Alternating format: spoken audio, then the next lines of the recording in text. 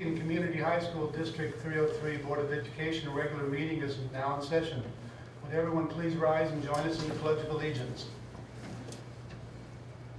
Pledge allegiance to the flag of the United States of America and to the republic for which it stands, one nation under God, indivisible, with liberty and justice for all.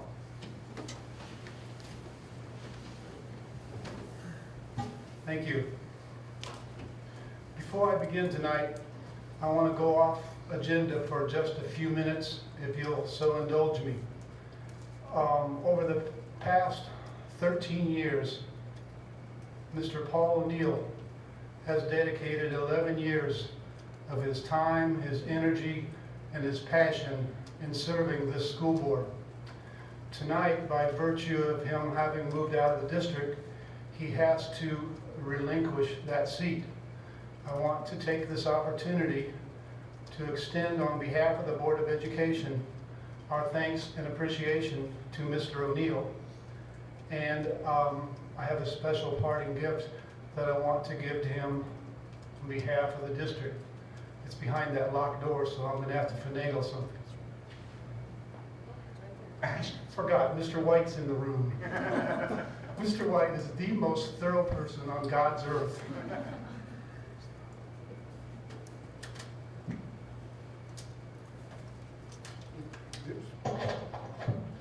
It's a beautiful picture of Pekin Community High School campus, and it says, "Witness to 13 years of change, Paul O'Neill, 2001 through 2006, and 2007 through 2015.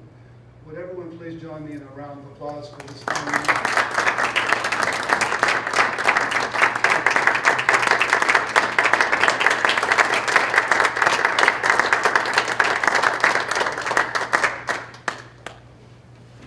I invited Mr. O'Neill to stay as long as he wanted, and I told him he could even engage in the conversation. I just wasn't going to let him vote. But I think he's going to slip out early on us, and if he does, I think you'll all understand. Next item on the agenda, Mr. White, would you call the roll, please? Alessandrini. Here. Hill. Here. Hoheimer. Here. O'Neill. Here. Rui. Here. Wrigley. Here. Howard. Here. We have the necessary quorum to conduct business, and we'll proceed with the approval of minutes. Those minutes being the Student Achievement Committee meeting of November the 19th, the Operation and Maintenance meeting, the regular board meeting, and the closed session board meeting, all three of those of December the 15th. We have a Student Achievement Committee meeting of December the 16th, and then we have a special board meeting, first closed session, and a second closed session, all of January 12th. And finally, we have a special closed board meeting of January 19th. At this point, I'd be looking for a motion to approve the minutes as presented. Thank you, Mrs. Hoheimer. Second. Thank you, Mr. Wrigley. Motion by Mrs. Hoheimer, second by Mr. Wrigley. Are there questions, comments, or discussion on the minutes as presented? Hearing none, Mr. White, would you call the roll, please? Hoheimer. Aye. Wrigley. Aye. Alessandrini. Aye. Hill. Aye. Rui. Aye. Howard. Aye. Motion carries. Minutes stand approved as presented. Next item on the agenda, communications, public comments, and participation. As is our tradition, we'll begin with board applause, starting with the Board of Education. Tonight we'll start with Mr. Rui. I do not have board applause for this evening. Thank you, Mr. Rui. How about Mr. Wrigley? Well, I have a multi-part board applause tonight. The first one is to echo your comments about Mr. O'Neill. Thank you for your service, Mr. O'Neill. You've been a great example to younger board members like myself, and so I appreciate that. The second thing that I wanted to do is we've met several times, but never for a regular meeting since my good friend and colleague, Mr. Hill, got engaged.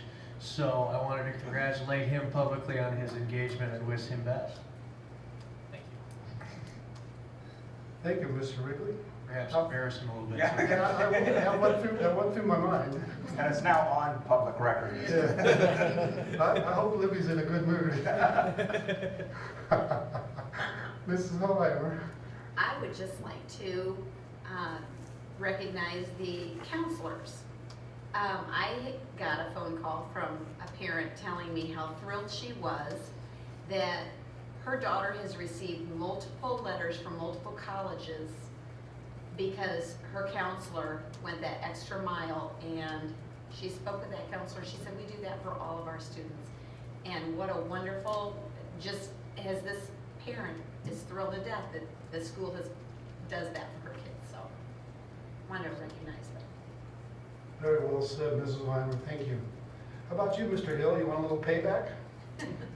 No, well, I've got an applause, but it's going to be for the Student Achievement Committee meeting. Student Achievement Committee, over the last 5 or 6 months, we've been, more than that, it's been over a year now. We've been looking at the class schedule and ways to modify that schedule to improve student achievement.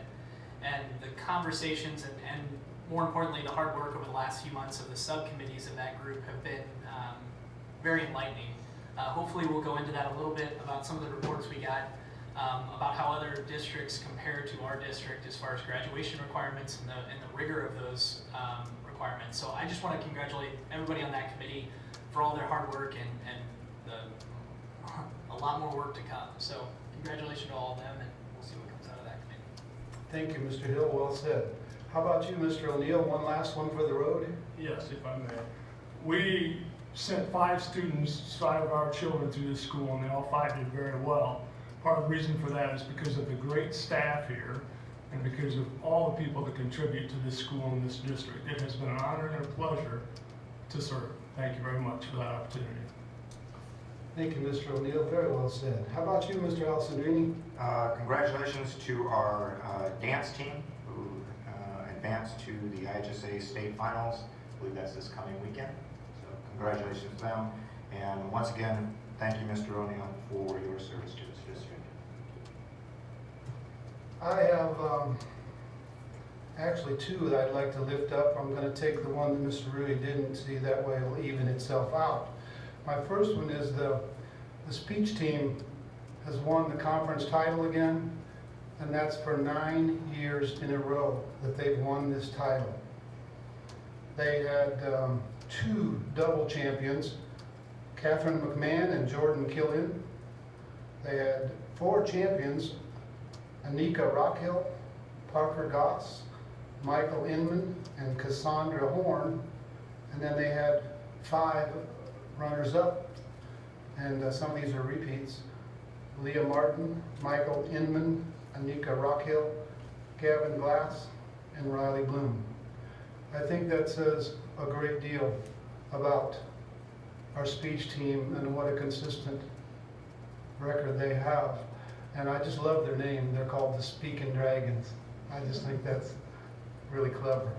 The other one I want to share, I would like to share it because I think it's an inspiration for all of us, for old people and for young people, and you can classify yourself however you're feeling right now. But last Saturday, a senior at Pekin Community High School notched his 100th win on the wrestling mats. Coach Jacobs says that he hasn't had this happen in the 15 years he's been coaching. So I understand it to be quite an accomplishment. And the reason I think it's an inspiration is the young man who did that has been wrestling since he was in the 2nd grade. And he set a personal goal for himself to get 100 victories while he was in high school. And he did just that. And he's got the rest of the year to go beyond that. The young man's name is Alex Leaker. I think he sets a great example for all of us. That's my board applause. Next item, one I always look forward to. Emily, come on up and get us up to date.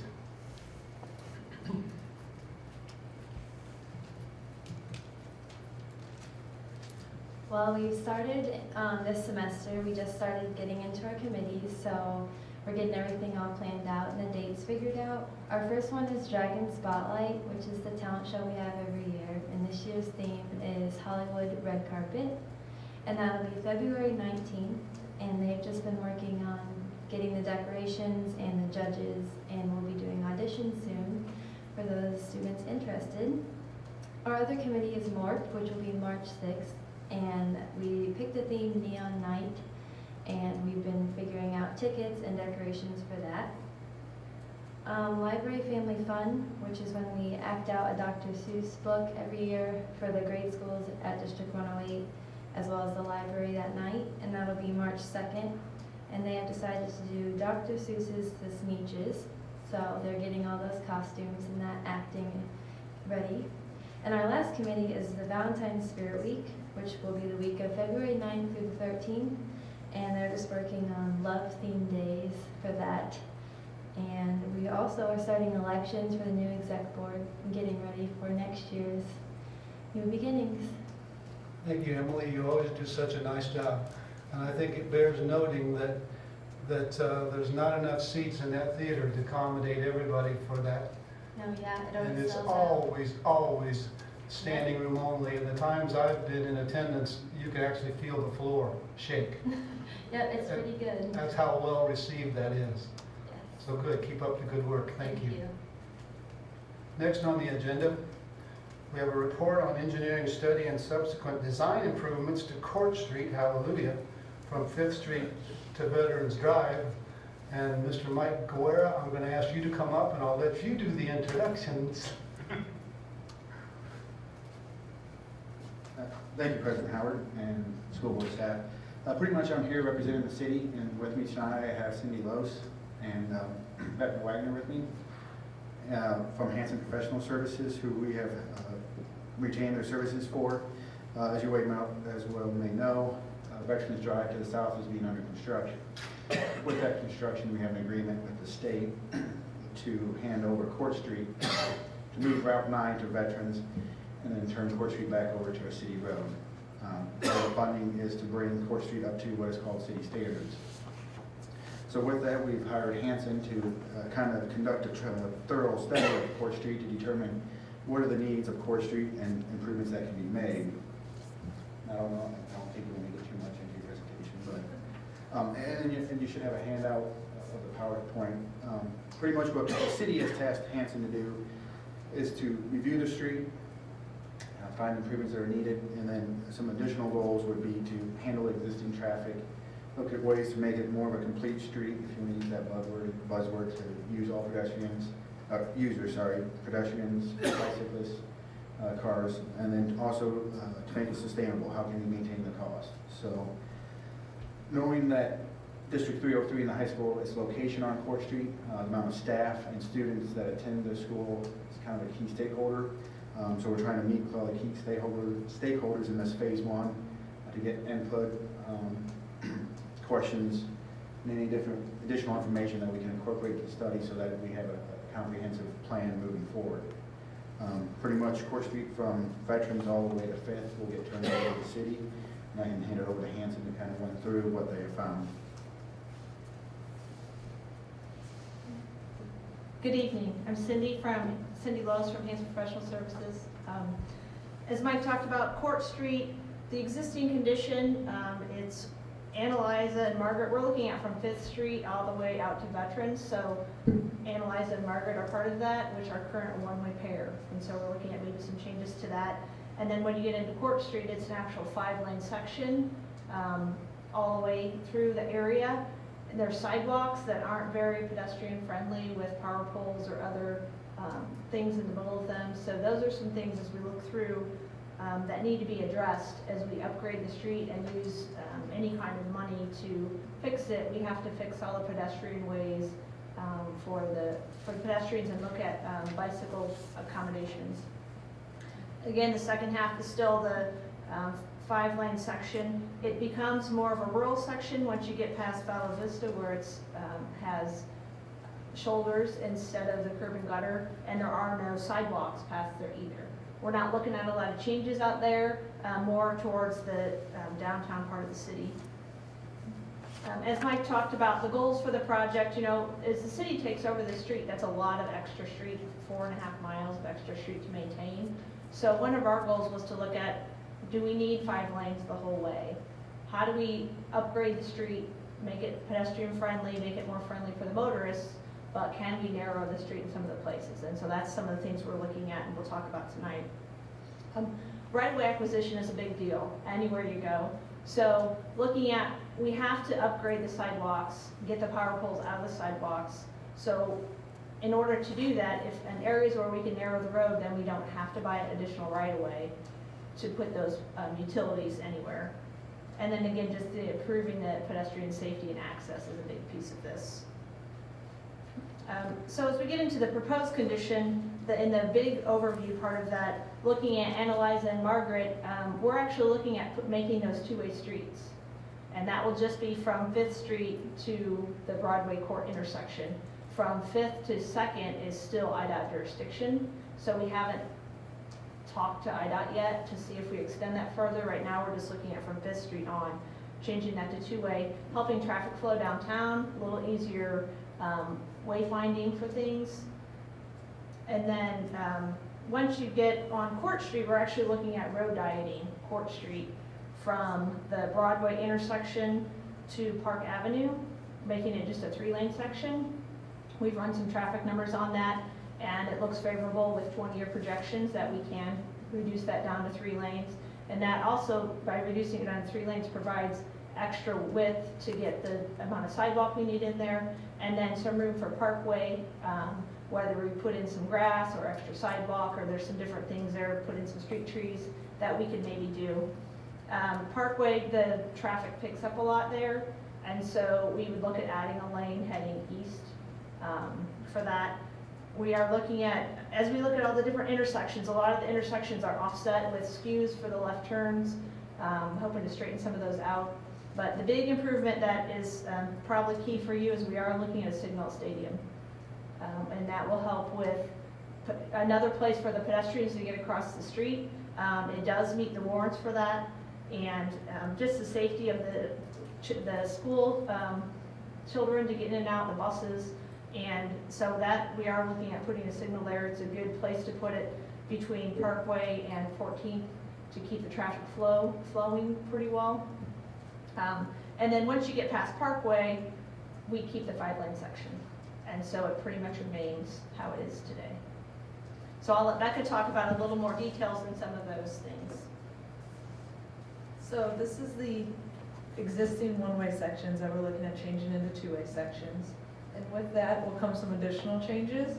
So when Annalisa becomes a two-way street, that existing cut through straight north on 8th Street will actually become a dangerous intersection. So we're proposing removing that little section of 8th Street so that if you're trying to get north into that residential area, you'll actually continue on Annalisa and turn right on 7th Street. And what we think that'll do is that'll reduce the cut through that neighborhood actually complains about. And it'll push more people to try to use 5th Street if they're just trying to get out of the area. And that'll reduce some speed through that area, but that'll result in a signal at 7th Street and Annalisa Street. And overall, we think this, we're finding that two-way streets increase business development through the area because it is easier to get around. And then the triangle between Broadway, Court, and Annalisa and all that will hopefully get a little easier to navigate. All turns will be permitted there legally, so that'll be good. So this is just an example of what the 3-lane section will look like. It'll be 1 lane in each direction with a 2-way center turn lane. 10th difficult to see. 10th Street will be one of those that we're gonna actually realign, and the northbound leg of the intersection will include a left turn lane. And I just wanted to use this as an example intersection because while we go through the corridor, if we realign intersections and provide those left turn movements where they need to and make the individual intersections more efficient, then cutting it down to 3 lanes, we'll be able to platoon cars together and really get those signals coordinated well so that once you get a green light, you can essentially get a green light all the way through until Parkway will actually serve as a master. So Parkway might stop you, but then your next section should be green lights all the way down. So this is where it gets a little different and unconventional. At Park Avenue, because it runs on the angle compared to all the other streets, it's pretty heavy, and the right turn to go east on Court Street is a pretty heavy movement. And with just one single lane in the eastbound direction, it was too difficult for those cars to get out. So they'll basically have a free flow right lane. We'll still put up a stop sign so that pedestrians can easily cross Park Avenue when they're walking on the new sidewalks down Court. So they'll still be required to stop, but it'll be pretty easy to get out on Park Avenue. But then we'll have 2 lanes in one direction and a single lane in the westbound direction, but the 2-way left turn lane will remain. So then that 4-lane section, as you can see on the far left, will stay up until Stadium Drive. And at Stadium Drive is where it'll become the 5-lane section. So Stadium Drive will have an exclusive right turn lane into the westbound, or into the school from the east westbound. And then it'll remain It'll remain a 5-lane section from there on out to Veterans. And one of the other big signal improvements that we're gonna do is we're gonna realign Parkway, because right now, the northbound and the southbound green lights can't go together, which is pretty inefficient because that leads to a lot of red time for all the other legs of the intersection. So, and that's a safety concern because it's on such a sharp skew. So we're actually gonna straighten that out so that we don't have to split phase it anymore, which will make even more green time for Court Street. So Court Street will be easier to get through, and then Parkway should be easier to get out onto Court Street as well, just because the added efficiency for not being a split phase intersection. And if we wouldn't put the signal at Stadium Drive, Mungie Street becomes a concern because it'll just be so close to that signalized intersection. So we're actually proposing, or gonna talk to the residents on the street to see if we should, if cul-de-sacking it was an option. It only services 6 homes, and they can get they can basically connect to the intersection at Stadium if they just go back into the neighborhood a little bit and come right out. So we're gonna talk to them about that, or we would just suggest making it a right in, right out. And we would, so that left turns wouldn't cause problems at the intersection. So one of the big concerns, obviously, for you guys at the school is how much right-of-way this would take from school property. And so, as you can see on the left, that's the 4-lane section, and all the lanes we're proposing and sidewalks are actually higher than the required public rights-of-way. ADA accessibility will fit into the existing right-of-way as well as overground utilities. So that from Stadium to the west, we shouldn't require any property from the school board if we can go down to the 4-lane section. But from Stadium to the east is where the 5 lanes and the required 6-foot sidewalks fit into the right-of-way. But we could need right-of-way for these utilities that will need to remain on Court Street. Or we're considering going under, or the council and the city is deciding policy-wise if going underground is feasible. It's a little bit more expensive and would add to the cost of the project, but that could be a policy choice that's made as well. I think that pretty much gets us through. We try to do it pretty quick for you guys, so if you have any questions. Yeah. That intersection right out here that you just talked about. Stadium or Mungie? Right. I understand the stadium. Okay. Stadium drive. I might not have understood it correctly, but are you indicating that to the west of that current intersection, there's only going to be 1 lane Heading into, west going into the downtown area? Yes. as opposed to the existing? Okay. And so right there at that intersection, it's going to merge from 5 lanes to 3. So the westbound traffic the right turn lane will be basically where that lane drops in. So there will be some weaving right before Stadium, but then the lane will just become just an exclusive right turn lane into the high school. So that will be one direction, but then there'll still be 2 lanes from the east because of the lane that gets added at Park, where it'll be 2 lanes in one direction and 1 lane in the other. That'll be followed through until Stadium. So 2 lanes. There's 2 lanes heading to Veterans, yeah, so eastbound. Correct. Yeah, and that'll remain. There's only be one heading west between that and the Fish Street. Okay, so if you go back, is the signal a given then? Are we gonna have kids trying to turn onto one lane out of Stadium Drive and the signal is not a given? Is the signal absolutely gonna be there? Yeah, the signal will be there if the road diet is approved by council and these changes are proposed. So you won't Mm-mm. die Mm-mm. signal. Correct. My concern is right on red. Okay. Because you think it'd be hard to see out? And it's, you've got inexperienced drivers Mm-hmm. whipping out into single lane of traffic, which is gonna be very heavy at that time, school getting out. Mm-hmm. That scares me. How do they get out now though? Onto Stadium? There's 2 lanes. Oh, Two okay. lanes. I mean, it's a stop sign, but there's 2 lanes. Mhm. I think if there's 1 lane, they're gonna be like, this is gonna take me forever to get home. I've gotta get home. I've gotta be at my job at 4 o'clock, Mhm. whatever. Well, I'm concerned with the fact that it's only 1 lane when they pull out. I mean, it won't take them that long because they'll be giving a signal in a minimum of like 30 seconds. So at maximum, that'd be their wait. So if they wouldn't, we don't find that they feel as rushed to turn right, turn on, run unless they see an adequate gap because they understand that the green light's coming. But I mean, I understand. Well, there's also, I mean, you could no turn on, I mean, you Yeah. could put up a sign, no turn on red too. My question in regards to the plan shows a relocation of our access drive to the back of our building. No, that is just, it looks like that. Okay, but that's The not- overlay on that is micro simulation software called Synchro, Okay. that it doesn't make a ton of sense to make 100% precise. So Okay. that won't be repaired. Okay, so our drive could stay where it is now, the glove deck, okay. Mhm. Yeah, I was just wondering who's gonna pay for that, if Yeah, that was no. gonna be suggested. I understand. Another question. Once these changes made, once the city takes over that road, does that mean that all truck traffic is eliminated? No, all green traffic will probably be eliminated. Obviously, we cannot eliminate local traffic. So you still have your delivery trucks going to Schnucks and all of those trucks that will still have to Semi use it. trucks, all that. But likelihood would be destination trucks. They're not, no through trucks will be allowed. All through trucks will have to take veterans, which is your grain trucks that come through to go down to the corn elevators, the ethanol plants.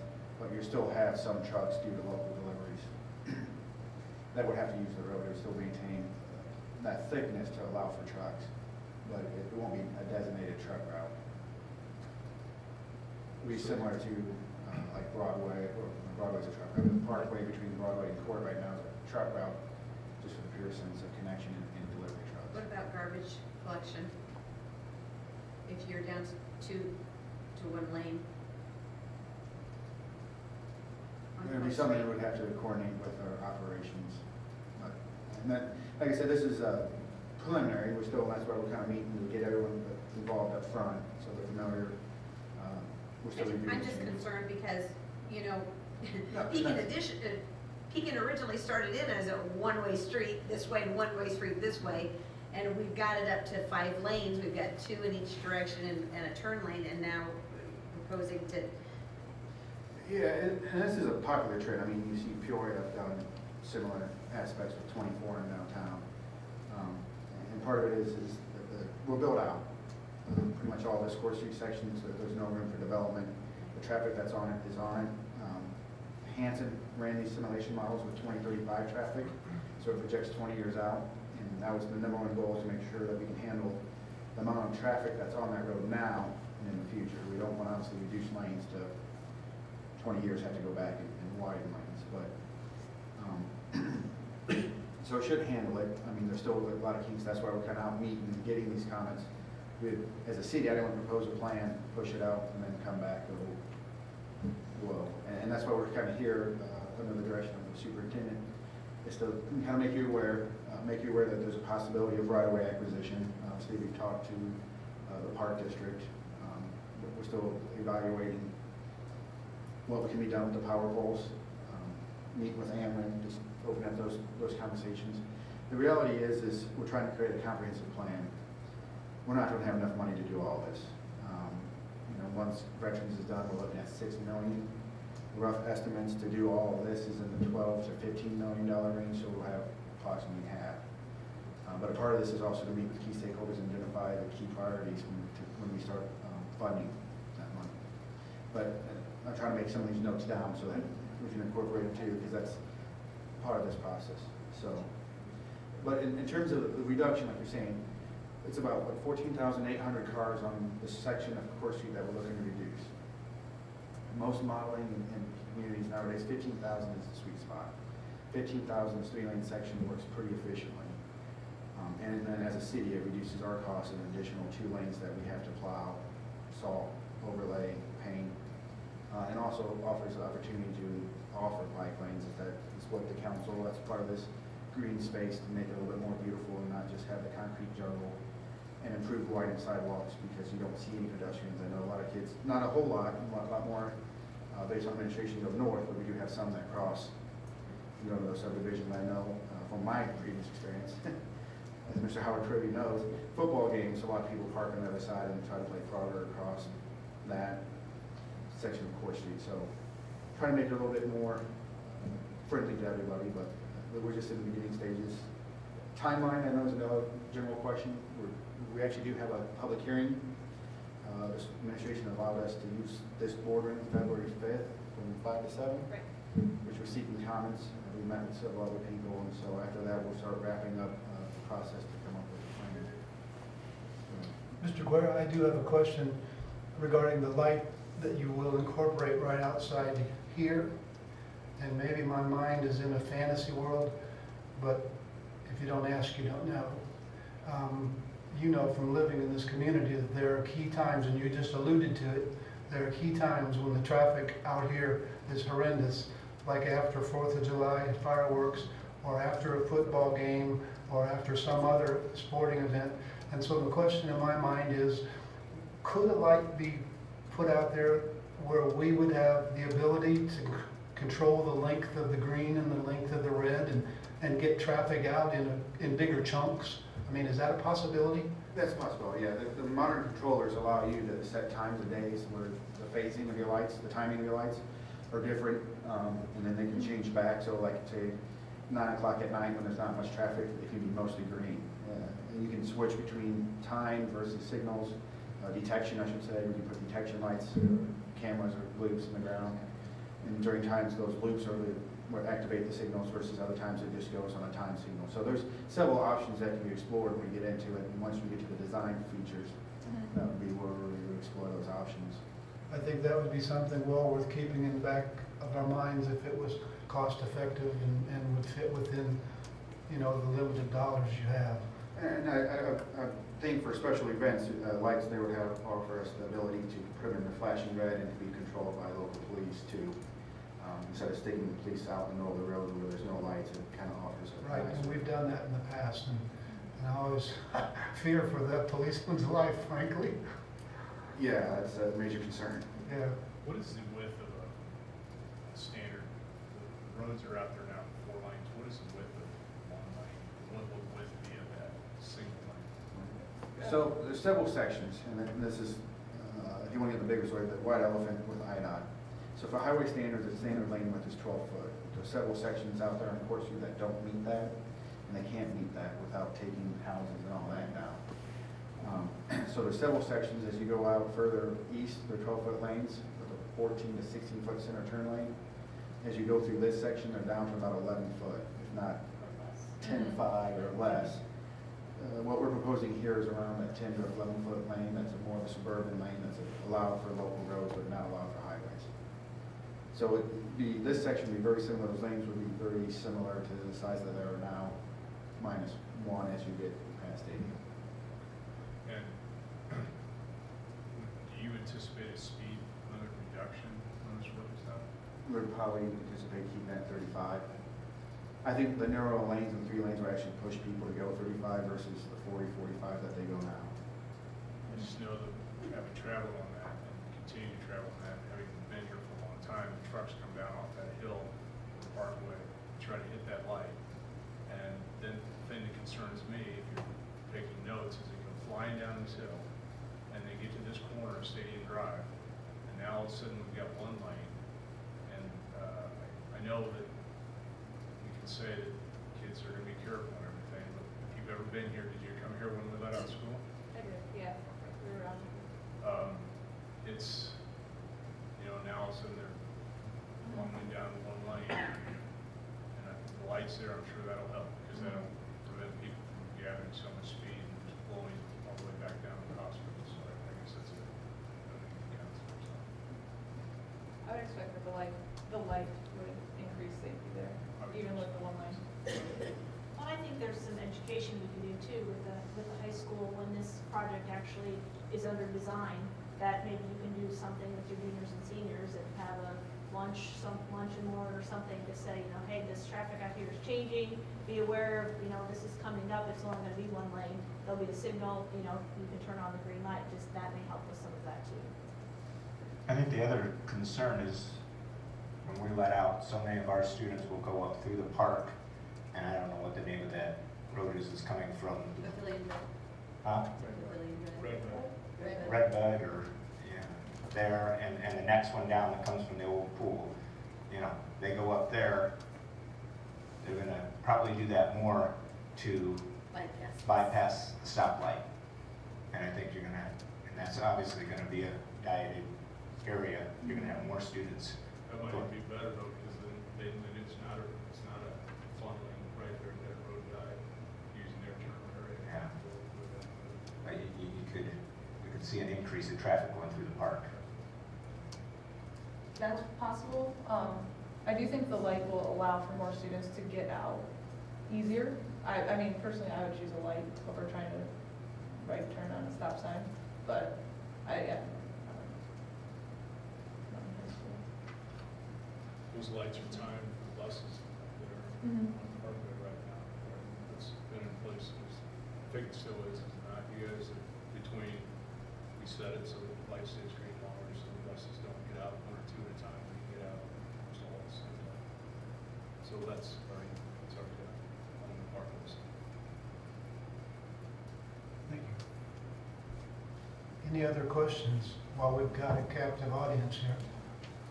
And you can feel free to email me any other questions, concerns that you have, or And we left our business cards on everybody's. our hands directly. We'll make sure that gets incorporated into the study. Appreciate everyone's time. Thank you very much. Thank you. Thank you, Becca, Lucinda, and Mike. And I'm so glad I didn't have to pronounce Kurt's last name. Moving on the agenda, is there anyone in the audience tonight who would like to address the board on a non-agenda item? If there is someone, this is your time. If you're going to address it on an agenda item, you will be allowed that time when we get to that item. Seeing none, we'll move on. Next item, approval of claims. Mr. President, I move for the payment of the monthly warrant in the amount of $2,200,024.34 per summary information found on page 62 and detailed information found on pages 91, beginning on 91 of the supporting material.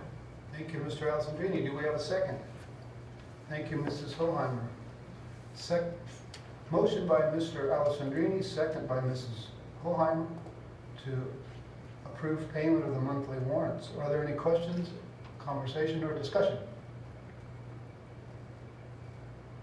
Hearing none, Mr. White, are you ready to call the roll?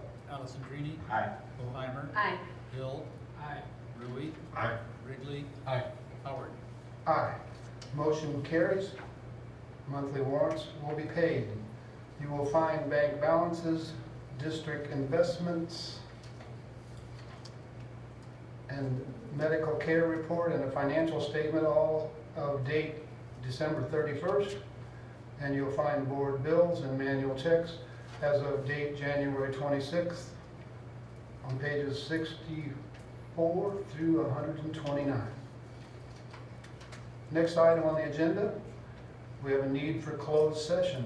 This closed session is regarding the appointment, employment, compensation, discipline, or dismissal of specific employees of the public body or legal counsel for the public body, including hearing testimony on a complaint lodged against an employee of the public body or against legal counsel for the public body to determine its validity. Also, collective negotiating matters between the public body and its employees or their representatives, or deliberations concerning salary schedules for one or more classes of employees, and the setting of a price for sale or lease of property owned for the public body. Do I have such a motion? Thank you, Mrs. Hoheimer. Thank you, Mr. Hill. Motion by Mrs. Hoheimer, second by Mr. Hill to go into closed session. Mr. White, would you call the roll, please? Hoheimer. Aye. Hill. Aye. Alessandrini. Aye. Rui. Aye. Wrigley. Aye. Howard. Aye. Motion carries. We'll go into closed session. The board will return as quickly as possible, and upon our return, we'll continue with board business. Let the record indicate the board is back in open session at 7:45. Next item on the agenda is the consent agenda.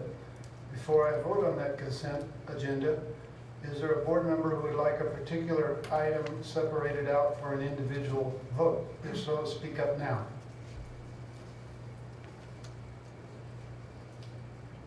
Hearing none, I'll call for a motion to approve the consent agenda as presented. Second. Thank you, Mrs. Hoheimer. Thank you, Mr. Alessandrini. Motion by Mrs. Hoheimer, second by Mr. Alessandrini.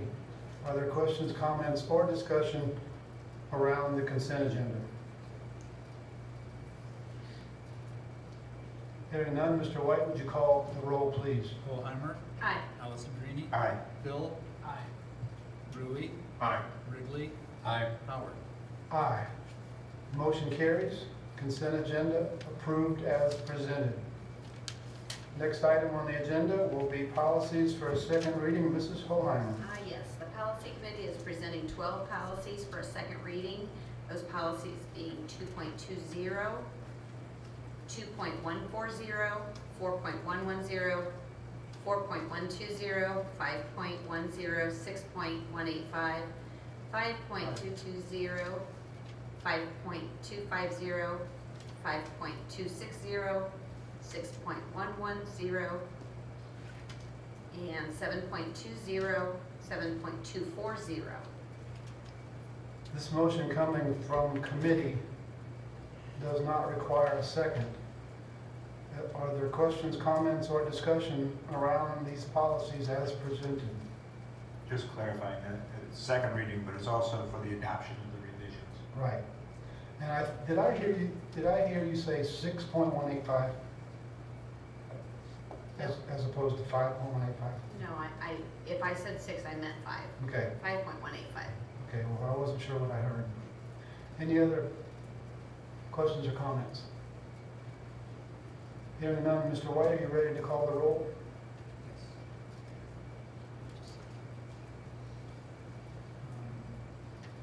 Hoheimer. Aye. Alessandrini. Aye. Hill. Aye. Rui. Aye. Wrigley. Aye. Howard. Aye. Motion carries. Policies approved as presented. Next item on the agenda, resolution for the sale of the building trades house, Mr. DePatis. As you know, the house at 1804 Hunter's Trace is last year's building trades house. We had a minimum bid price set at that time last spring. We've had very little movement. We've had one potential offer, one potential buyer, and we were unable to negotiate down to a price because of the minimum bid price that had been set previously. So the recommendation of the board adopt a resolution for the sale of Lot 160 Deerfield Estates, which is commonly known as 1804 Hunter's Trace, Pekin, Illinois, to set a new minimum bid price for that. And I think the recommendation will be for $208,000. Thank you, Mr. DePatis. At this point, I'd be seeking a motion to that effect. So moved. Thank you, Mr. Wrigley. Thank you, Mrs. Hoheimer. Motion by Mr. Wrigley, second by Mrs. Hoheimer, to recommend the adoption and setting a new minimum bid price for the building trades house, commonly known as 1804 Hunter's Trace, Pekin, Illinois, with the minimum bid price being $208,000. Questions, comments, or discussion? I only have, and it's because this is the issue that we fall into. I think when it comes time for resolutions for ISB, that we draft a resolution and push for a change in state law that would give us more flexibility when we have building trades homes, and ask Mr. Eunice maybe to carry that for us. It's not like we're selling property, contingent to the school or something like that, but I think we can probably draft possible legislation and ask for support going forward, so we don't get in this situation. And, we're $4,000 apart and we couldn't sell a house because our hands were bound. In essence, you would be wanting to minimize the hurdles in front of us. Yep. I think that's a wonderful idea, Mr. Allison Greeny. So Good point. when that comes around, we'll do that through the association. I think we got somebody that knows how to work the ropes there. We'll try. Any other questions or comments? Hearing none, Mr. White, would you call the roll, please? Ridley, Aye. Holheimer, Aye. Allison Greeny. Aye. Hill, Aye. Rui, Aye. Howard. Aye. Motion carries. New minimum bid price is set. And as Larry the cable guy would say, Mr. DePatis, get her done. Next item, midterm graduates, 2014, 2015. Again, Mr. DePatis. I would like to direct your attention to page 250 of your materials, the midterm graduates, and I will read those names into the record. I apologize now if I mispronounce the names. Those midterm graduates for 2014-2015 are Savannah Renee Barnwalt, Darian Michelle Becker, Amber Renee Dixon, Kirsten Beth Fachny, Haley Lynn Gee, Tamika Rayandre Joe, Riley Nicole Johnson, Victoria Carrie Lynn Lamb, Ciara Joe Lee, Jessica Nicole McCabe, Michaela Lorraine Michael Morales, Kelsey Ann Marie Miner, Naomi Alma Neiman, Jasmine Malaka, I'm not sure how to pronounce that middle name. What is it? Nomashit, Savannah Christine Osborne, Taylor Mackenzie Rogers, Catherine Darlene Stein, Braden Allen Tobre. And the following students have met the requirements during the alternative school and also would be considered graduated. Ryan Andrew Addison, Brian Lee Bow, Lauren K. Burling, Scott Michael Camp, Jacob Wayne Grigg, Dakota David Harms, Benjamin Roger Mayberry, Ashley Nicole Reinhardt. And the following student has met at the ICC Academy, Carly Sue Miller. Thank you, Mr. DePatis. At this point, I'd be looking for a motion to recommend board approval to make the names of the midterm graduates for 2014-2015 school year a matter of record as presented. Thank you, Mrs. Holheimer. Do we have a second? Second. Thank you, Mr. Hill. Motion by Mrs. Holheimer, second by Mr. Hill to make these names a matter of record. Is there further comments or discussion? Can I ask a question? Absolutely. Are these early graduates or late graduates? I believe some of them are early graduates. The first list is the early ones, the other ones might be late. The Kind of alternative mixed school, mixture? typically that's the way they would be. The alternative school and the ICC would be late graduates, the other ones would be early graduates. I think it's safe to say, Mr. DePatis, that the people who read the names during the regular graduation ceremony thank you. Mr. White, would you call the roll, please? Holheimer, Aye. Hill, Aye. Allison Greeny. Aye. Rui, Aye. Ridley, Aye. Howard. Aye. Motion carries. The names will now be a matter of record. Next item, National Honor Society Scholarship Finalists. Again, Mr. DePatis. You'll find on page 251 a letter from Mrs. Call, the NHS advisor. And in that letter, I'll just read it to you. It's my honor and pleasure to inform you that the Faculty Council of our National Honor Society chapter has selected the following 5 local finalists for the 2015 NHS Scholarship. They are Hannah Dunn, Megan Hamley, Amy Mansfield, Taylor Sellers, and Marlee Thielwater. These chosen students have worked hard to complete their applications for the national competition this month. Please congratulate them when you see them in class or around the building. Thank you to our 5 voting NHS faculty council members for the time and hard work they've devoted to making these selections and other important decisions. And I think it bears noting, Mr. DeVatis, to name those 5 people because there are times when that can be a contentious position, and I'll name them here: Chase Bushman, Oh, yes, I'm sorry. Jennifer Doy, Mary Hudson, Shauna Swatter, and Sherry Spurlock. Thank you to the faculty members who step up and do this important job. Is there a motion to make the National Honor Society Scholarship finalists a matter of record? Thank you, Mr. Hill. Thank you, Mrs. Hoheimer. Motion by Mr. Hill, second by Mrs. Hoheimer to make it a matter of record. Is there further comment or discussion? Hearing none, Mr. White, would you call the roll, please? Hill. Aye. Hoheimer. Aye. Allison Greenie. Aye. Ruby. Aye. Wrigley. Aye. Howard. Aye. Motion carries. NHS finalists are now a matter of record. Next item, request to renew the unemployment cost management reimburser service agreement. Mrs. Schaefer. On page 252 of your agenda items, we are bringing this service agreement for approval. It's with Tox Corporation, who we've used for several years. We haven't worked under a contract for several years, and so they're just trying to get their records actually in line. Basically what they do is act on our behalf to review any of our unemployment claims and verify the district's liability.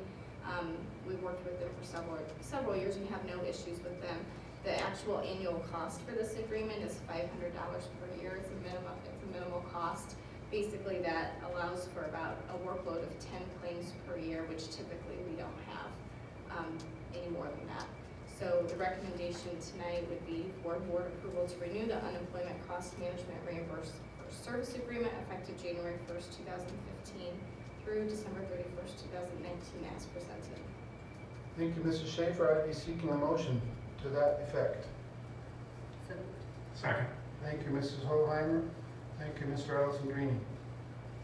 Motion by Mrs. Hoheimer, second by Mr. Allison Greenie to renew the unemployment cost management reimburser service agreement.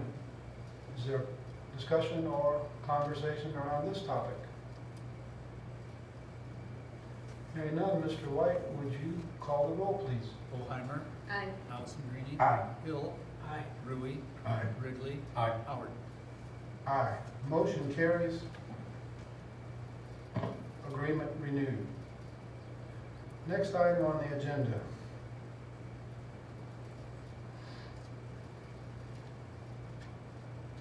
Next item on the agenda for consideration is the issuance of not to exceed $10,720,000 general obligation bonds to be issued by the district pursuant to section 17-2.11 of the school code for the purpose of altering and reconstructing school buildings and purchasing and installing equipment therein for fire prevention and safety, energy conservation, and school security purposes, and that the Board of Education will consider the adoption of a resolution providing for the issue of said bonds and the levy of a direct annual tax to pay the principal and the interest thereon.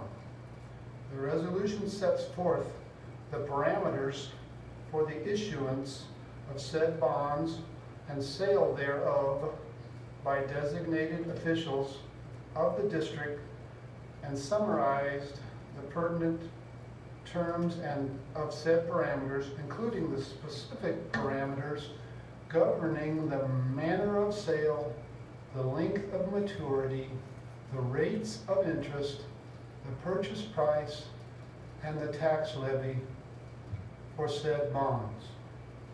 And I just would like to interject at this point, typically in the past when we've had dealings of this nature, we typically have the entire document read. But we will forego that process tonight because this document is in excess of 50 pages in length, and I can't find a person in the room that will willingly volunteer to read it for some strange reason. But I will tell you that it has been heavily examined by our Director of Business Operations, Mrs. Schaefer, our District Legal Counsel, and other people involved in the process. I think there's one of them sitting here in the front row tonight, yes, and he acknowledges it. So the point is, all is well and good. This is a process where we have to dot all our I's and cross all our T's, and at times it sounds redundant and repetitive, and I apologize for that, but we'd rather get everything super right than get something wrong, and to that end, Board Secretary is now going to make a reading. This is a resolution providing the issue for not to exceed $10,720,000 general obligation limited school bonds, Series 2015 of Community High School District Number 303, Tazewell County, Illinois, for the purpose of altering and reconstructing school building and purchasing and installing equipment therein for fire prevention and safety, energy conservation, and school security purposes, providing for the levy of the district annual tax to pay the principal and interest on said bonds, and authorizing the sale of said bonds to Stiefel Nicholas and Company, Incorporated, St. Louis, Missouri.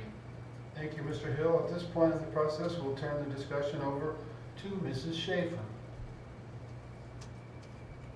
The recommendation this evening would be to approve the board resolution as read, not to exceed the $10,720,000 in general obligation limited school bond series 2015 as presented.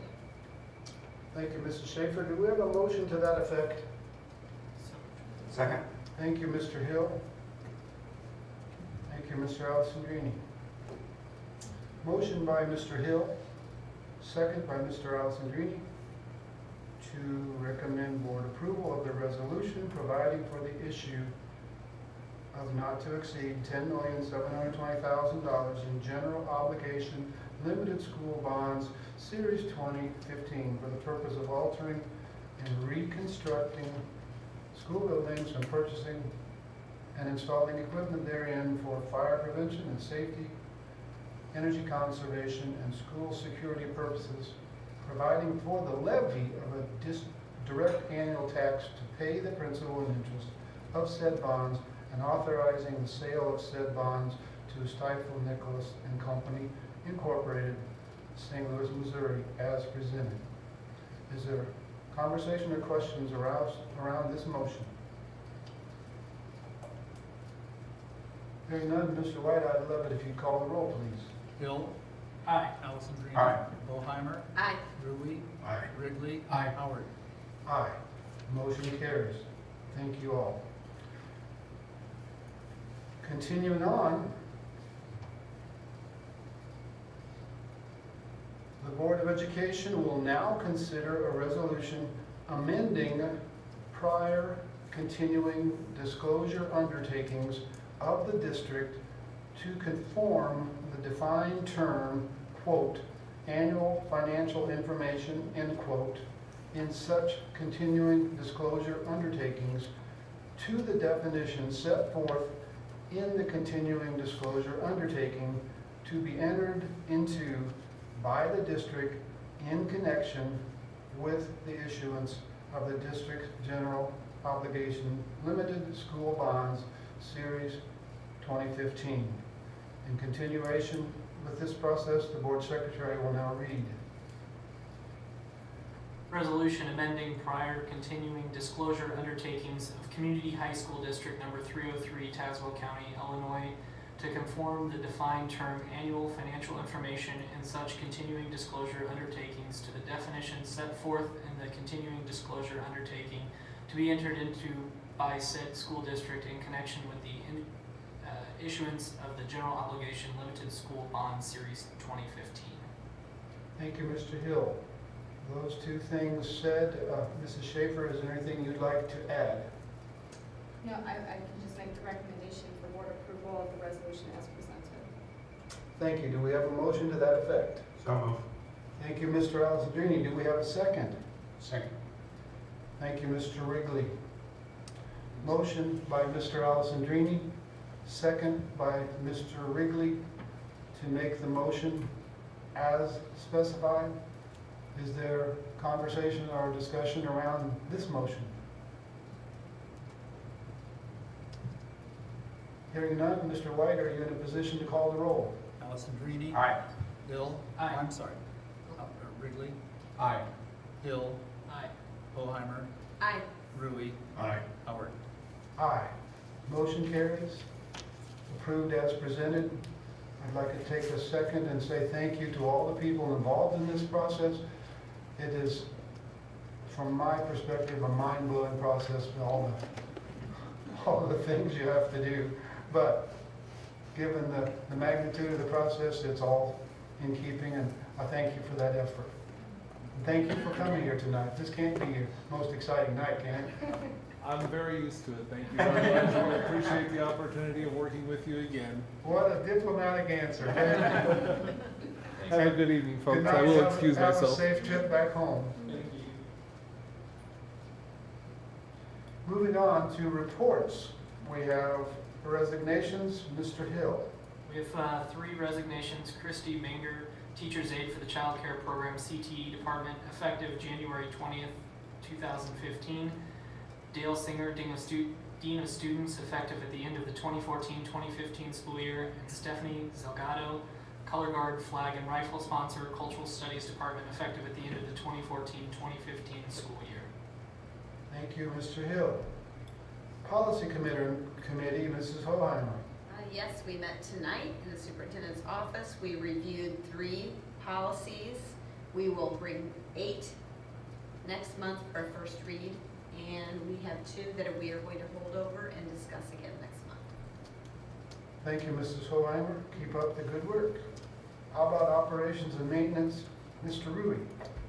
We have not met since the last board meeting. However, we will be meeting shortly based on my conversations with Mrs. Schaefer due to the fact that the bonds have an obligation to be spent within 3 years. So there may have to be some shifting in our plan of attack on the 5-year plan that they give us.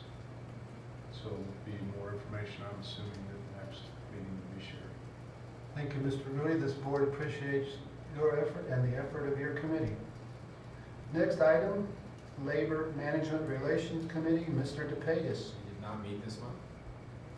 All right, how about Student Achievement, Mr. DePatis? Student Achievement did meet, and as Mr. Hill alluded to earlier, there's been several reports dealing with the potential of a 7-period day and how that may look.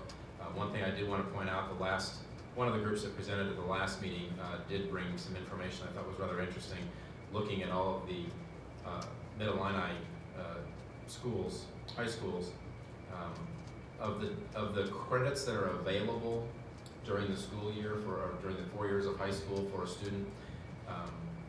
The low for the Mid-Illini is 72.7% of those available credits are needed for graduation at one of the districts. Pekin is the highest percentage, and we require our students to get 89% of their credits that they're available to graduate from high school. So I think Pekin's doing a pretty good job as far as the rigor is concerned. That's the range from 72.7 up to 89%. Looking at some of the different things, depending on how you may look at graduation credits, the average for the Mid-Illini is somewhere around 80%, 82% with that. But that was interesting information. I thought that Pekin requires 89% of the credits available to graduate.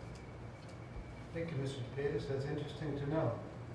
Next item, 6-day enrollment, second semester, 2014-2015, Mr. DePatis. If you look at page 315 of your materials, you can see the 6-day enrollment.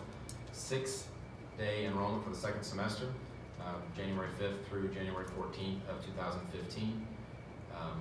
And the total enrollment at this point in time, for second semester, it stands at 1,921 students, 923 of those being female and 998 being male. Thank you, Mr. DePace. Next item on the agenda is future agenda items. Is there a particular item a board member would like to see on a future agenda? If so, speak up now.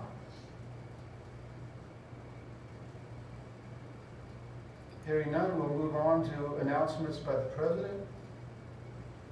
Looking ahead, just want to call your attention to the fact that the CIB ISB Spring Dinner Meeting will be hosted by Creve Coeur School District 76, and that is scheduled for Wednesday, March the 4th.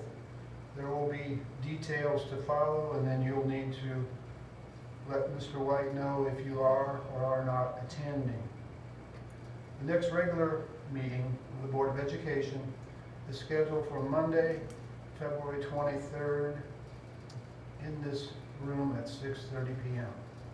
Having conducted the agenda and seeing no further business before the board, hearing no objections, I declare the meeting adjourned.